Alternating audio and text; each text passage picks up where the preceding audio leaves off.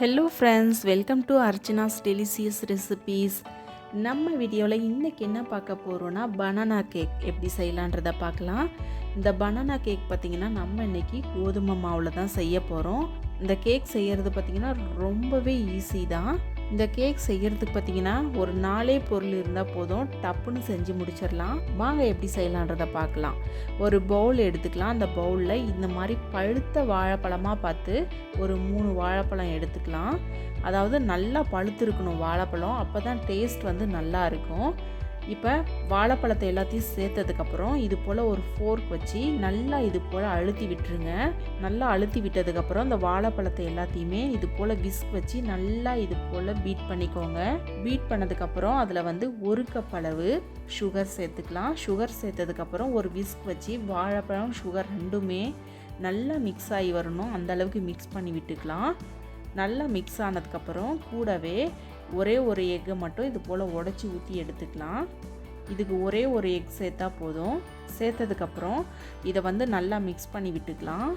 இப்போ நம்ம 1 table spoon அளவு வெனிலா எசன்ஸ் சேர்த்துக்கலாம். கூடவே 1/4 டீஸ்பூன் அளவு உப்பு, 1/4 டீஸ்பூன் அளவு பேக்கிங் சோடா, 1/2 டீஸ்பூன் அளவு பேக்கிங் பவுடர், இது எல்லாத்தையும் சேர்த்ததுக்கப்புறம் 1 கப் அளவு நம்ம கோதுமை மாவை சேர்த்துக்கலாம். சேர்த்துட்டு இது போல் நல்லா சளிச்சு விட்டுறலாம், எந்தவித கட்டிகளும் இல்லாமல். சளிச்சு விட்டதுக்கப்புறம் ஒரு விஸ்க் வச்சு இது போல் நல்லா கலந்து விட்டுருங்க. அதாவது எந்தவித கட்டிகளும் இல்லாமல் இந்த மாதிரி நல்லா கலந்து விட்டுருங்க. கூடவே 30 ml அளவுக்கு ஆயில் சேர்த்துக்கலாம். சேர்த்துட்டு இது போல் நல்லா கலந்து விட்டுருங்க. ஒரு கேக் டின் எடுத்துகிட்டு அதில் நம்ம செஞ்சு வச்சுருந்த பனானா கேக் மாவு வந்து இது போல் ஊற்றிடலாம். ஊற்றிட்டு இதை வந்து ஓவனில் தான் பேக் பண்ணி எடுக்க போகிறோம். அதாவது 280 டிகிரி செல்சியஸில் ஒரு 30 நிமிஷம் பேக் பண்ணி எடுத்தாவே போதும்.